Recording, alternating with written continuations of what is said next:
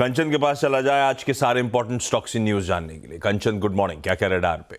Good morning sir. सबसे पहले तो क्वार्टरली अपडेट्स नहीं, बैंक के अपडेट्स आए हैं, तो उस पर सबसे पहले नजर डाल लेते हैं कि किस तरीके के नंबर्स देखे गए हैं क्वार्टर 3 में। सबसे पहले बात करते हैं एचडीएफसी बैंक की, जहां पे जो ग्रॉस एडवांसेस हैं वो साल दर साल 3% बढ़ता हुआ दिखाई दिया है। करीबन 25.5 लाख करोड़ पे ये आ पहुंचा है। अगर डिपॉजिट्स की बात करी जाए तो इसमें सीक्वेंशियल बेसिस पे हमें करीब 2.5% का इजाफा दिखा है।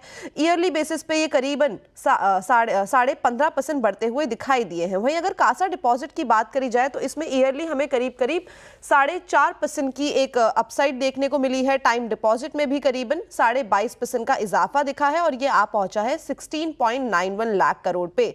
अगर एयूएम की तरफ देखा जाए तो इसमें हमें करीबन 8% की ग्रोथ देखी है ईयरली, और जो कासा रेशियो है वो ईयरली बेसिस पे करीबन 38% घटता हुआ दिखाई दिया है।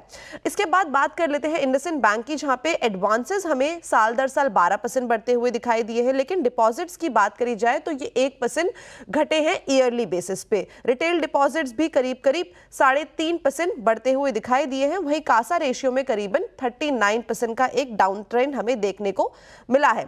बजाज फाइनेंस के बाद आपको रखना होगा रडार में, क्योंकि यहाँ पे जो कस्टमर फ्रेंचाइजी है वो 80.41 मिलियन से बढ़ के 97.12 मिलियन हो गई है ईयरली बेसिस पे। अगर डिपॉजिट बुक ग्रोथ की बात करी जाए तो इसमें भी 19% का एक अपसाइड देखा गया है। इनफैक्ट जो न्यू लोन बुक है उसमें भी करीबन 22% का एक अपसाइड आया है और एयूएम ग्रोथ भी करीबन 28% बढ़ती हुई दिखाई दी है क्वार्टर 3 में।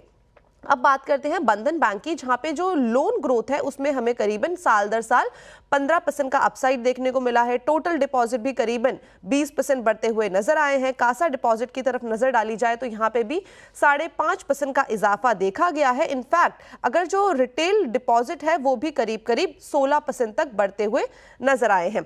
आरबीएल बैंक पे रखिएगा फोकस, बिकॉज यहाँ पे जो टोटल डिपॉजिट है वो सीक्वेंशियल बेसिस पे 15% बढ़े हैं, ग्रॉस एडवांसेस 13% बढ़े हैं।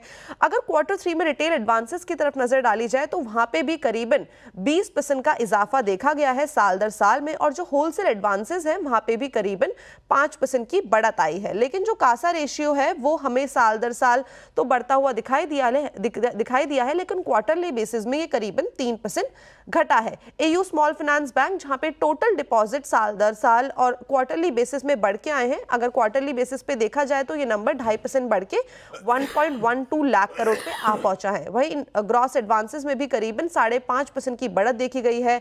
ग्रॉस लोन पोर्टफोलियो इनका देखा जाए तो यहाँ पे करीबन 3.5 से 4% का इजाफा आया है। वहीं कासा डिपॉजिट में भी करीब हमें 3 से 3.5% की डाउन स्ट्रीम देखने को मिली है। आईटीसी आपको फोकस में रखना होगा। यहाँ पे अपडेट्स तो नहीं आए हैं, लेकिन आज एक इंपॉर्टेंट डेट है, बिकॉज इनकी जो डीमर्जर की काफी टाइम से बातें चल रही थी, तो आईटीसी होटल के जो डीमर्जर की आज एक्स डेट है। इसके बाद आईटीसी के 10 शेयर पे होटल के 1 शेयर आपको मिलने वाले हैं, और डीमर्जर के बाद आईटीसी के अंदर इनका 40% का एक कंट्रीब्यूशन हमें देखने को मिलेगा।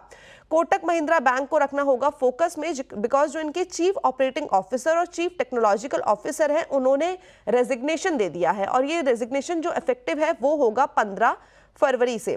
इसके बाद काफी सारे और भी क्वार्टरली अपडेट्स हैं, जैसे कि वेदांता की तरफ अगर नजर डाली जाए तो जो इनका एल्यूमिनियम का प्रोडक्शन है वो 3% बढ़ता हुआ दिखाई दिया है साल दर साल, और ये हो गया है 614 किलो टन का। वहीं सेलेबल मेटल में 1% की गिरावट देखी गई है। अडानी विल्मर की तरफ नजर डाली जाए तो यहाँ पे भी एक अच्छी वॉल्यूम ग्रोथ अचीव की गई है 6% की साल दर साल, और रेवेन्यू में भी करीब 33% का ईयरली बेसिस पे इजाफा आया है। सर अपडेट्स काफी सारे हैं, लेकिन इंपॉर्टेंट मैंने आपको बता दिए, बाकी विस्तार में 8 बजे हम चर्चा करेंगे। बिल्कुल करेंगे। बहुत सारी अपडेट्स हैं, एक्चुअली बहुत सारी स्टॉक्स इन न्यूज है, आज भरा हुआ है, खूब एक्शन पैक्ड शो होगा 8 बजे का।